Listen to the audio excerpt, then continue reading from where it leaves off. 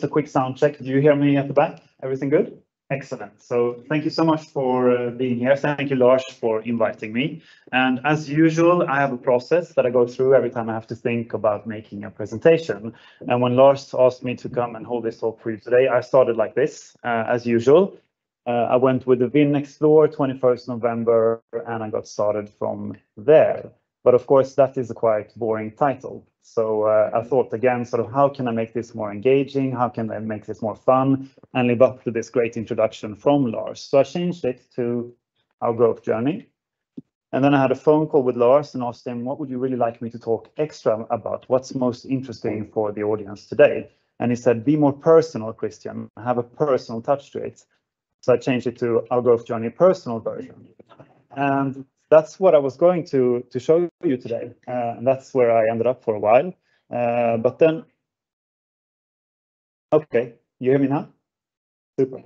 So I changed it again, actually, another time, because I thought about the history I have with Lars, and ever since we got engaged with Vinn at the time, later passed on to Daniel. And I thought about a phone conversation that Lars and I had during a moment when actually Neoventa, we couldn't pay our Vinn bills.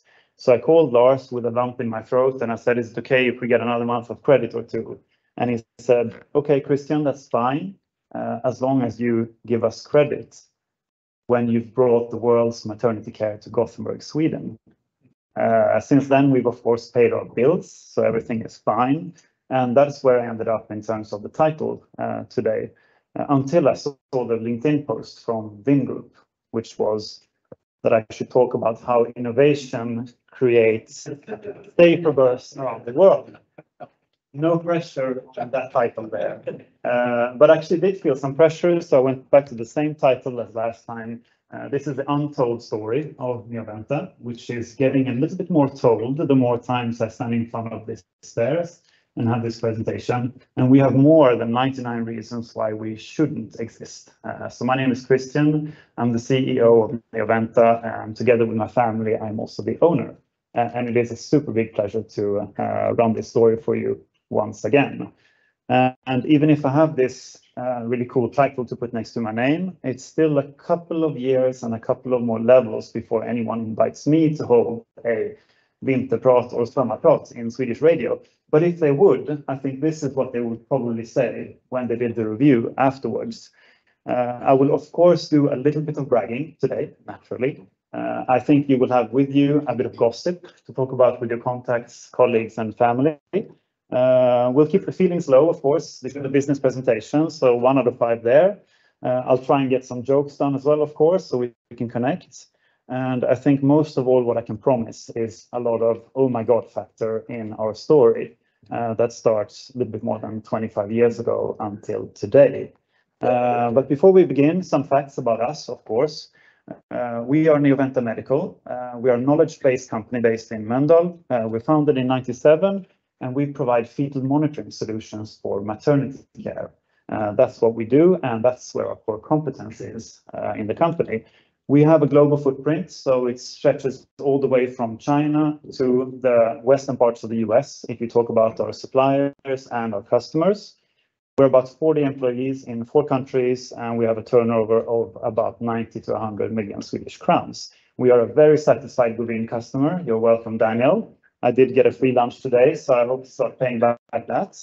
And Neoventa's combination portfolio of monitoring methods, equipments, consumables, and education is unique in the world. And that's a picture of our main product today, a capital piece of equipment, a fetal monitor.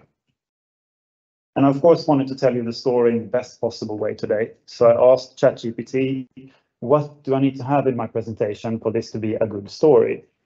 And the AI robots answered me. A good story typically includes compelling characters, well-developed plots, and some other things, including a strong narrative voice and connection with the audience. So we need to have some compelling characters. We need to have a good plot, and I need to make some jokes that are funny so we can connect. That's what I brought with me for this introduction here.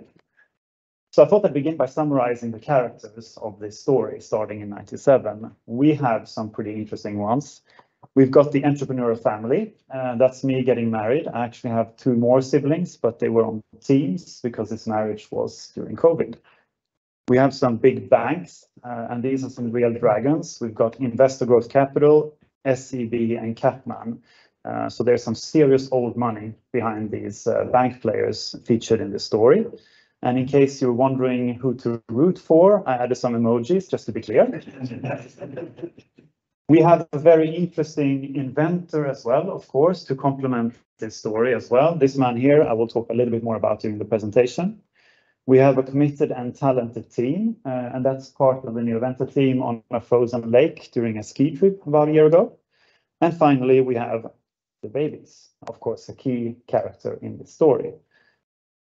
So that's one piece of the puzzle. We also have a need to have a plot. So I've summarized the plot for you as well, leading into this presentation. And that then becomes the entrepreneurial family meets the committed and talented team. They want to do what the big banks couldn't do for 15 years with the innovator's idea. This is a really crazy thing to try to do. And they want to do this to save the babies. That's the plot of our story.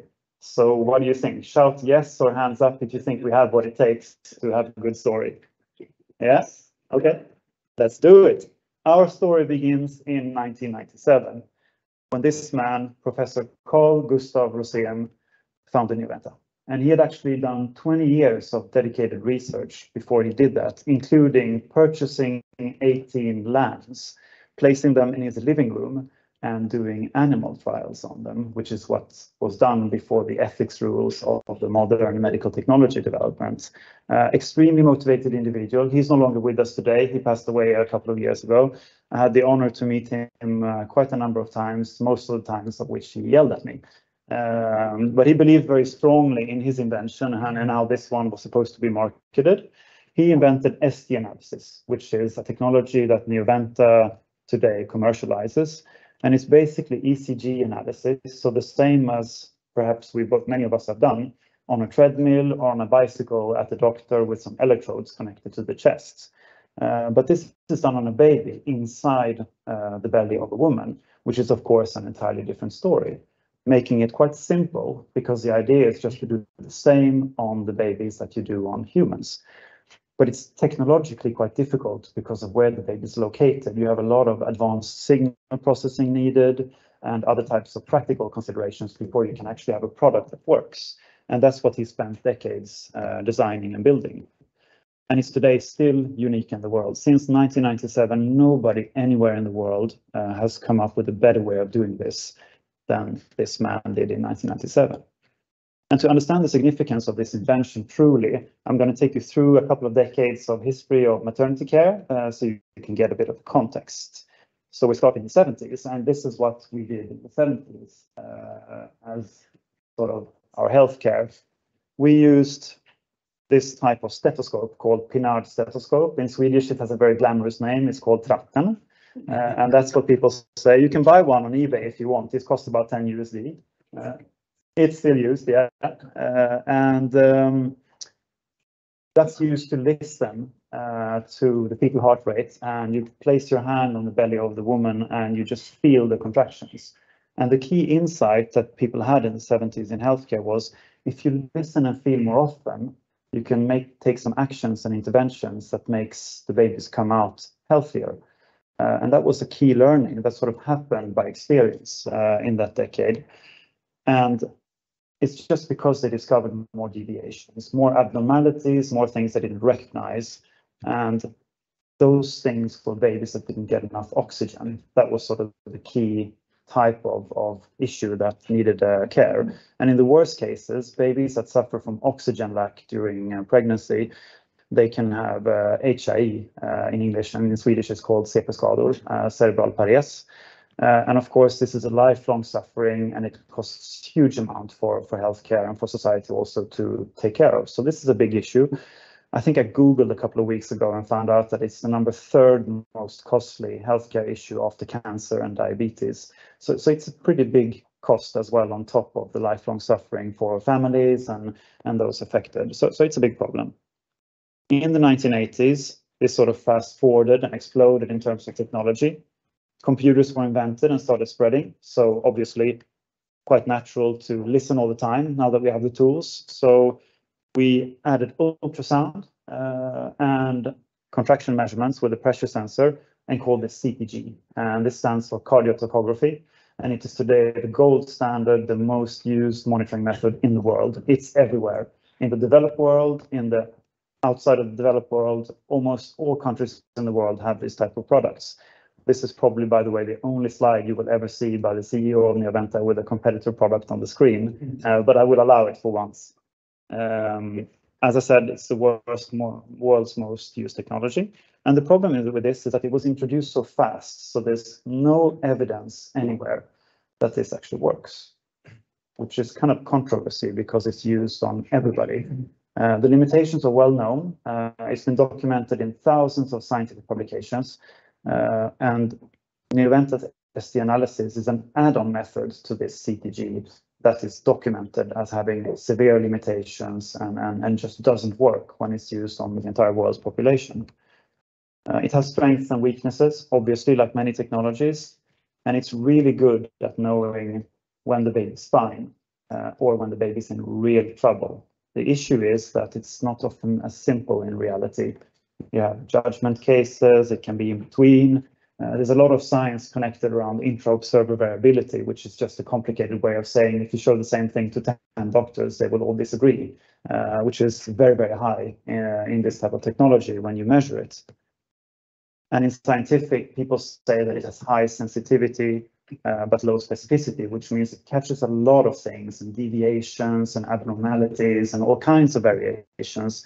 But everything it catches is not actually a problem. So you can imagine what happens then if you're a doctor or a midwife and you have 2 patients in your care, 1 mother and 1 baby, and you have this threat of lifelong suffering in case something goes wrong. Of course, you can be led to act even if things are actually fine, because the worst thing you want to happen is for a baby to be born with brain damage. And we also see a lot of consequences from that in modern healthcare today.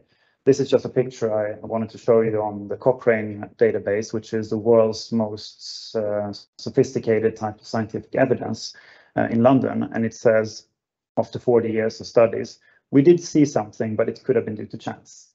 That's the best evidence there is for cardiotocography and regular maternity care without the add-on technology that we're working on establishing in the world.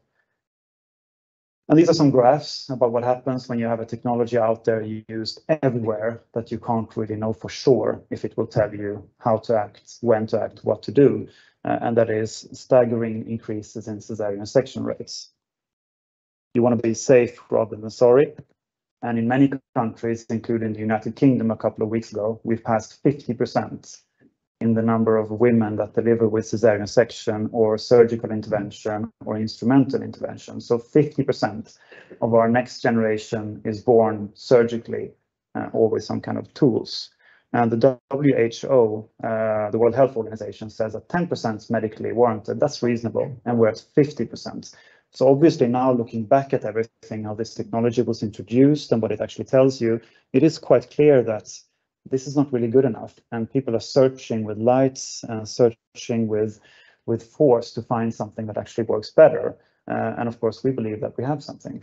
And we exist to solve this large and global problem. We don't know enough about how our babies are doing during deliveries, during the end stage of pregnancy, and our vision is a safe delivery for every mother and child.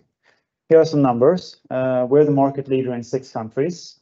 We've got 101 scientific publications. I think it's actually 102. They're coming out quite fast, documenting the safety, efficacy, and results of our technology. We exist with our products in 1,500 hospitals, mainly in Europe, but also outside. And almost 4 million babies have been born safely with Neoventa technology since 1997. Of course, that's a big pride for the company, for me personally as well. But it's also a big responsibility because you've got entire countries that depend on us to deliver the technology, the education, the consumables that they need to continue ensuring that these babies are born safely. Now to those 99 reasons why we shouldn't exist, because of course this looks pretty good on paper. So back in 2000, there was one trial coming out that was very famous in Sweden. It's called the Swedish STAN trial. That was the groundbreaking research done to prove that Carl Gustav Rosén's invention actually worked, ST analysis. And Neoventa at the time, we had a lot of money. We were flush with cash, and we had very nice offices in the Läppstift building not far from here. I think I also heard some stories that we had a teak floor in our warehouse, which of course maybe wasn't the best use of money, but that was how it was at Neoventa at the time. Yeah, it's a funny piece of history. And 2002, we go out and buy another company called Milou. That's central monitoring systems or software. And we invest all this cash in building the Neoventa S21, which is this, at the time, fancy looking and modern fetal monitor that we have there on the right side. Unfortunately, we sold Milou and it became the market leader. So I put a sad smiley face there. We don't own that anymore. But summarizing, everything was golden. We had so much money and we were super successful in terms of our image. And we had 100 employees, but we only had sales of 15 million Swedish crowns.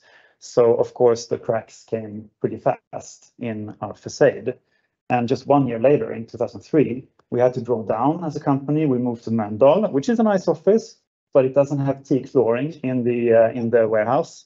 And we were 25 employees, so that was a little bit more reason, but obviously quite traumatic for some of our colleagues who have been with us all the way through that period, because we went from 100 to 25, so 75% of people at the company were let go to get control over the cash flow, to be able to survive, and to continue our journey. But the big banks that I talked about before, they had some more risk appetite, so they were still willing to invest more money after they lost those 150 million. And that happened in 2005 when we were FDA approved with this new monitor called the S31 that we used the money to develop. That was in November, and we received another 400 million Swedish crowns in venture investments. So we can say the big banks are back, and we went crazy again as a company because we had infinite amount of cash. So we launched this monitor, the S31. We decided to do a multi-center trial in the US with 20 hospitals and 6 employees. Gave them all the monitors for free and hired a ton of consultants in the US to make this happen. But our sales were only 25 million Swedish crowns. So everything was golden. And maybe you see a trend here in sort of the way things were going during these decades at Neoventa. A bomb goes off in 2008 before this trial came out into publication. The Nordic community accused Neoventa and the researchers of this first trial that was really important of cheating, so research misconduct. And that was, of course, a huge thing, which got a lot of media coverage because Neoventa had a very high public image with a PR director sort of featured in every single newspaper. So this obviously got a lot of traction. And we respond, of course, as a company, and the researchers responded as well. We said no cheating, absolutely not. We may have done some calculation errors, but this didn't affect the outcome at all. And a long process to investigate this begins. Here is another screenshot from later in 2013, when 4 years later, so it took a long time to actually figure out if it was cheating or not. The company and the researchers were found not guilty, and we sort of cleaned the slate and we cleared that out. Unfortunately, there were some large personal costs borne. A lot of people actually were fired in the research community, and I've talked to a number of them because at the time that was when I started working at Neoventa, and I met them all, and they told me really crazy stories about how sort of everybody disappears. Your professional friends are not your friends anymore, and you find yourself completely alone in the newspapers when you as a researcher are accused of cheating. So it was a very, very dramatic period for these scientists and also for Neoventa. And there's been some lectures held about this. I've been to some up in Stockholm where they're talking about public trial. You're guilty before you have a chance to sort of explain yourself, and everything just happened like that around 2013. And I think Gottlob is one of the most extreme sort of stories and lectures I've been at, where Dr. Amel Bolin, who was the lead scientist of this trial, explains how she lost everything in 2 months based on something she didn't even do, and she was later cleared off. So that's quite scary. And it's a difficult period also in the company's history, because of course, if your basic trial proving that your technology works is accused of cheating, that's quite difficult. But those 4 years, we cleared that out. And what about now? We had been in business for 16 years, and is now the time where Neoventa is going to finally have this sort of growth and this acceleration that we've been working for all those years. And we are a consultant company today, so I thought I could list some key success factors and summarize a little bit the status of the business at the time. We had more scientific evidence, absolutely. Did we cheat in the trials? No, there was some miscalculations, but everything was cleared out. Installed base, yes, we had more monitors in the field. Our customers were satisfied because the Neoventa team did a wonderful job during all those years of clearing out the research accusations. Our technology was more established, absolutely. We had 16 years after all in the field, so we had a lot of good work done during those years. Our operative expenses, yeah, they were better than before, but still maybe not as reasonable as they should be, but in the right track. And we had a new awesome monitor to launch that looked like this. Very amazing. And since I promised you to do some bragging, I also started at Neoventa, so that's also a key success factor. Everything was clearly golden again for the third time. And I guess that you can probably predict what's on my next slide. The company was hit with a triple shock. Any one of these would have probably sunk most other small medium enterprises in Sweden. The first one is the European Union's ROHS directive that some of you that are perhaps working more on the technical side are familiar with, but it meant that we couldn't sell any more of our existing monitor because it contained electronics with too much lead. And this we knew for a long time before, of course, so we had started developing this new monitor. But anyway, our old monitors were done, we couldn't sell anymore. And our new monitor, the G5, that one couldn't be finished. It had so much scope creep and so much budget creep that the product just didn't work in the end to finish and launch. So that was also a big hit for the company. And this US trial in 20 locations with a lot of consultants, it also came out in the world's most prestigious scientific journal, the New England Journal of Medicine. And that one said the technology doesn't make any difference. So in summary, we couldn't sell what we had. We didn't have anything new to sell. And if we did, nobody would have wanted to buy it. So come on, now it must be finished. This is the end. I had this presentation in Swedish a while ago. I said, nu är det tokkört. There is no way forward from this. These are just nuclear ×3. We can't go on. Or my father and I, Dan, we said, no, it doesn't end like this. So the entrepreneurial family that I mentioned before, we bought Neoventa for 1 Swedish crown from the big banks. And that's how we came into the picture as owners. And when we did that transaction in Stockholm in 2013, 712 million Swedish crowns became worth 1 Swedish crown. Is this the most spectacular Swedish medtech loss in recent years? It could be. It could be. There are some other big ones, but this is definitely on the top list. And this is not financial loss. This is not a write-off. This is actual money that disappeared from these big banks. It is extreme in terms of the value loss. But we believed that we could do a better job, my father and I, which, looking back and being a bit more personal, I think didn't come from hubris or self-belief, but it came from understanding the customers and understanding the significance of this innovation and just really wanting to make it work and perhaps not do the things that we had seen in these different golden periods, but build it in another way. So we had a giant debt at the time, mainly to the taxman, to Skatteverket, because of all the built up sort of deferred social fees and these things. So 27 years old, I take the train to Stockholm to the court. And this image is from my iPhone, I think 4 or 5, maybe something like that. I take it as I walk in to the Stockholm City Court, wondering what the hell I'm doing there, with 2 lawyers, one on each side, telling me what not to say. There was very little left that I should say. And to this day, I don't really know how I could step onto that train. given the potential consequences. It was probably a good thing that I didn't know what näringsförbud meant, because it's a good thing I did step onto that train, because we succeeded in making a Chapter 11 corporate reconstruction, företagsrekonstruktion in Swedish.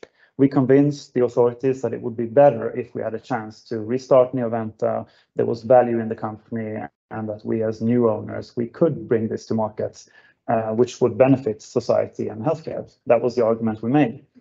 And the new family-owned Neoventa Medical Group was born that day in June 2014. And of course, we did things in a different way than banks. We repaired old monitors. We sold them as refurbished. We tried to call them classic, but that was a little bit too ambitious, so we said refurbished. And we lose our regulatory certificates, of course, because you need to have products to sell, and we didn't have any of those. You remember the old one we couldn't sell anymore, and the new one we couldn't build. So instead, we co-developed a monitor with a partner in China called Sunray Inc. And our partner, they had a monitor, and we built the electronics for ST analysis, and we sort of merged those together, which was a little bit easier when you thought about it and did an Excel than it was in reality, but we managed, and this is what we could afford as sort of family owners instead of big banks with hundreds of millions in cash. And in 2018, finally, after a period my father and I like to call ökenvandringen, which is a little bit difficult to translate to English, but desert wandering perhaps, we launched the 5th generation of Neoventa monitors, the Stan S41, which you see here on the right side of the picture. So we managed in the end, and that's a picture from Stockholm where we launched that product, and that's parts of the Neoventa team with our Chinese partners. And during the years to come, obviously this product was rocket developed and speed launched. We needed something to the market fast. And our partner was on the other side of the world, so that wasn't smooth sailing every single day. And we had to update it 11 times to actually get it anywhere near the level we wanted it to be at. And we survived because of the brutal, extreme customer loyalty that we had built up since 1997 throughout all these different phases of the company, and the sheer belief and the physiological understanding of the doctors and midwife, this is good technology. And the best way I've heard it explained to me is a neuroscientist who says, nothing is perfect to measure the brain, but your technology is as close as it comes. So everybody understood that this was worth saving, and we were the ones who were trying to make it happen. And that sort of created this loyalty, and not just from our customers and partners, but also from the Neoventa team, because obviously it wasn't always a fun place to work at when, you know, we had sales stops and intermittent releases. And up until 2 years ago, we didn't have a single full year of sales. We had months with nothing going out because we had trouble with the technology and all kinds of things, but we made it. And in 2021, 2022, we continue to grow organically with a stable product platform, back to business, and actually active commercialization for the first time in probably 15 years. And we differentiated by being a closer partner to customers. These are images that I've taken last year when I visited, I think, 157 hospitals. I counted the number of flights I've been at for fun, and I arrived at 192. So I did a lot of travel just to see sort of how is this working, what do our customers say, and they love this unique combination of products, consumables, and education above all. And education is a completely central part of our offering. We call this Neoventa Academy. It's the biggest initiative in Europe when it comes to education, and I think the genius understanding that the Neoventa team has had is that if we combine this technology with also educating our customers, we speak the same language, we get closer to them, and we're actually a productive, positive force in improving maternity care. And I think we've all read the newspapers that there's a lot of things in maternity care that a lot of people would like to solve. And I believe we understand this quite well because we're so close to our customers. And coming into the modern age and what's happening today at Neoventa, for 3 decades, so through all of these slides that I've shown you today, there have only been 4 companies making these type of monitors, 3 really big ones with tens of thousands of employees, and 1 really small, troublesome one in Gothenburg that sort of tries to not bankrupt themselves sort of every 3 years. And all the 3 other ones started having really serious trouble in 2021. And we can just speculate as to exactly why that is, but fact is that they have trouble to deliver. They have trouble with their certifications, with the new European regulations within medical technology, and they have trouble with their finances. So from being totally counted out as a little small sidekick in the industry, Neoventa emerges in 2022 as the only credible supplier for a lot of these consumables, and also in some cases the monitors. So our volumes are up, our sales are accelerating. We're working to deliver everywhere the babies need us today in the world, which is of course a pretty tall order. And we want to create synergies from all these thousands of new customers that we're onboarding every year. And these are our sales over the last years. So you can see here that the acceleration is very, very real. I've added some dotted line. That's my business plan for the years to come. But we see also that we've had a completely new reality to deal with since about 2 years ago, when all the other companies exited the niche. So we've come from the edge of ruin, from the cliff, more than 6 times. We've come from no products, and I've come outstanding from that courtroom in 2014. We've come to 100 million Swedish crowns in sales. And if anyone would have said that to me in 2014, I would have laughed at them and said, it's not possible. This is too difficult. It doesn't work. But step by step, we have always found a path. And that's sort of the personal takeaway as well that I talked about with Lars a little bit on the phone, that this is a key thing for Neoventa. We've been through so much, so many times. We're really good at always finding a way forward. So even if the world's maternity care is not here yet, it is definitely on the way. And every single month we move forward, we get more products out there, we help more hospitals and maternity clinics deliver safe babies. And it's really something that is stable and real in a different way than it's been the last years, which is a big pride, of course, and a pleasure to work with. And coming back a little bit to some personal learnings that Lars wanted to talk about, I actually have 9 ones that I wanted to share with you today. And I think the first one is that some trains you can't step off once you've stepped on them. And it's a metaphor for this train I took up to the Stockholm City Court. But I think in general, running a business with such volatility and this entrepreneurialism that we often talk about, the reality is if you start, you can't step off. It requires 24/7, 365 commitment, and that changes your life in many ways, and it has changed my life too. It has to feel right because it requires so much commitment, and it has to be fun. Otherwise, my recommendation is don't do it. It really requires you to have something inside you when you really love it. And I do with Neoventa. It is truly a company that I love. At some point, it stops being a job, and it stops being working hours, because you don't have any working hours anymore. You don't have any personal money anymore if you're financing the company privately. And I think that took me a couple of years as well to understand, but it sort of becomes who you are instead of just the company or the business. We talk a lot about higher purpose, and I've heard it so many times as well in inspiration sort of lectures and you know, Instagram clips about business and these things. And it's true, we have a very clear higher purpose. For us, the higher purpose is to actually save as many kids as possible out there, help as many midwives and doctors to deliver safe babies. But it's not enough. This is something you can talk about and you can say, and it sounds really good, but I also really hate to lose. And I really love to build something strong. And I think you need those personal sides as well, on top of knowing why the company exists. So for me, that's also a personal reflection, that you also really, really have to want it to be able to handle the things that can come your way when things don't go as you expect. Solutions to big problems are very uncomfortable.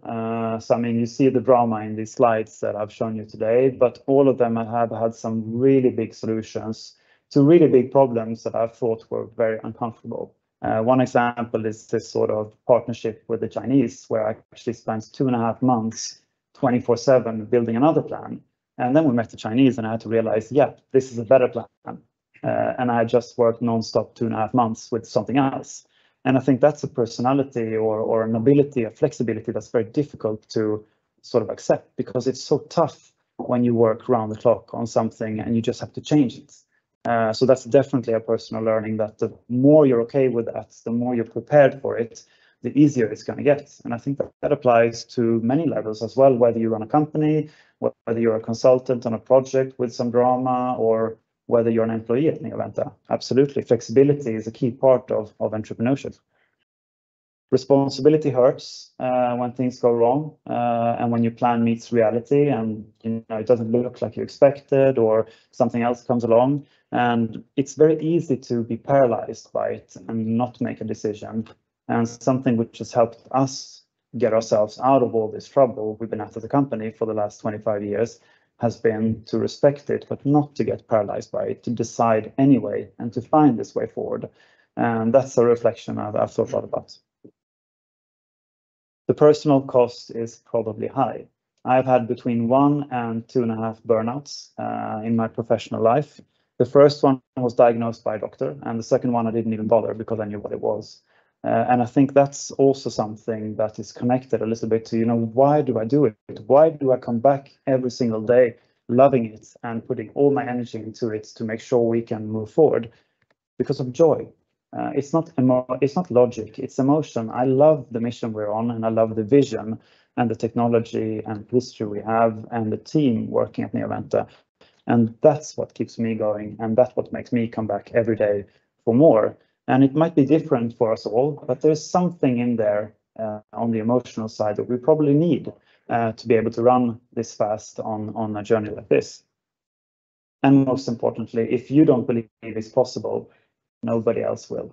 I don't know how many bank meetings I've been at where I've sat with numbers on my PowerPoint and business plans, and nobody even looks at them. They look at me to see my body language. Do I believe in it? Do I trust it? Am I on board? And I think that's the key learning as well, that it starts with you, and then you project that faith in the product or in the customers or in the plan to the ones around you. And that's something I think about every day, that it matters more how much you believe in it than exactly how you counted in your business plan. So I was going to finish here actually, but I remember that I promised you to do 4 out of 5 bragging, and I think I'm probably only at 3 out of 5. So I will actually round off with another slide and brag a little bit about the Gazelle Award that we got this year. And this for me is the ultimate proof that it is possible and that we are well on our way to bringing maternity care to Gothenburg, Sweden. Thank you so much for listening.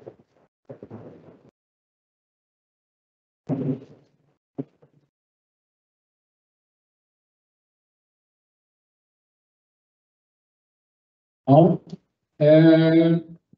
Any questions to Christian?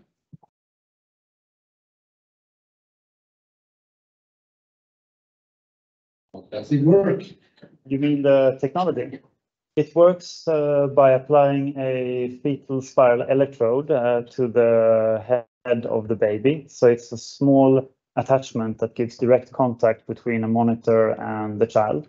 And that one gives you a signal from the fetal ECG. And then Professor Rosen, he invented an algorithm to calculate sort of the differences in the ECG, which is displayed on the screen. So you kind of get the traditional ultrasound plus contraction measurement, and then you get a third additional measurement from ST analysis. And together with those 3, you have guidelines where the doctor and the midwife can see things happen with the baby. So it's a very advanced computer with signal processing technology inside.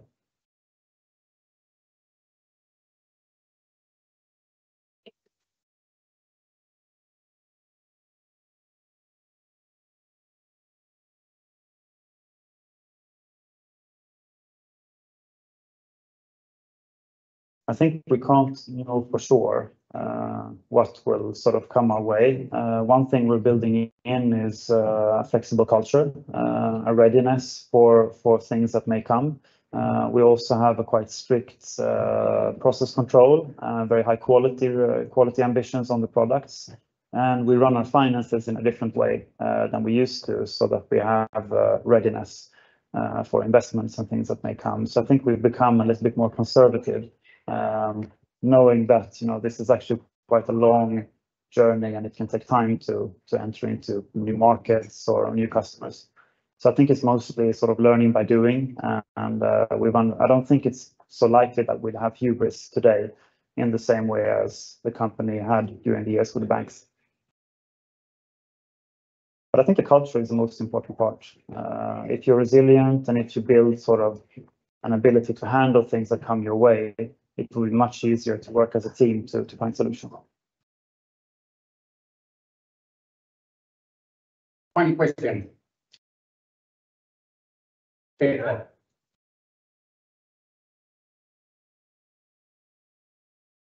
Challenge ahead to from now years for 3 years.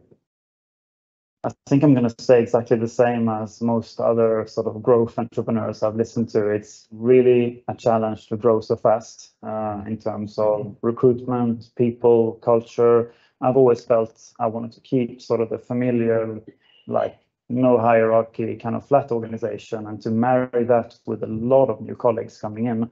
We've doubled the size of our team in 13 months from 20 to 40. And of course, you have things like maybe you need some middle managers, maybe you need some reporting lines and some structure and some systems. And to do that in such a short time is really difficult. So finding people, recruiting them, making sure the culture is strong, keeping what's been good, I think that's the biggest challenge. Sales is not as difficult as that.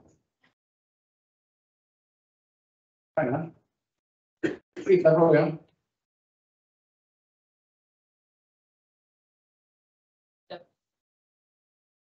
Yeah, I know why. I don't know how it was discovered, but it was basically 2 different researchers rounding numbers differently. So it was purely by chance. So 2 people with no intention to do anything wrong, which actually was found later in the public documents of the investigation. They just rounded the numbers in a different way. And it sort of looked when you saw the finished file that this is something strange. It's not how you're supposed to count. So it was purely a chance, a fluke.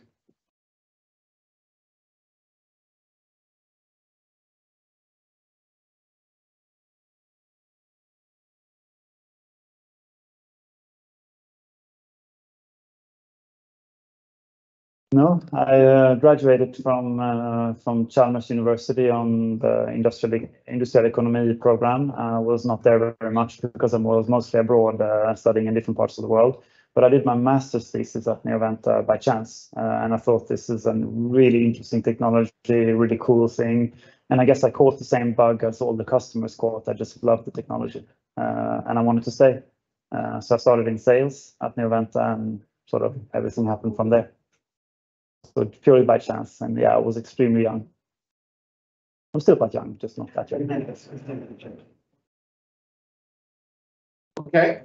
Jag tycker vi ger Christian en riktigt stor applåd. En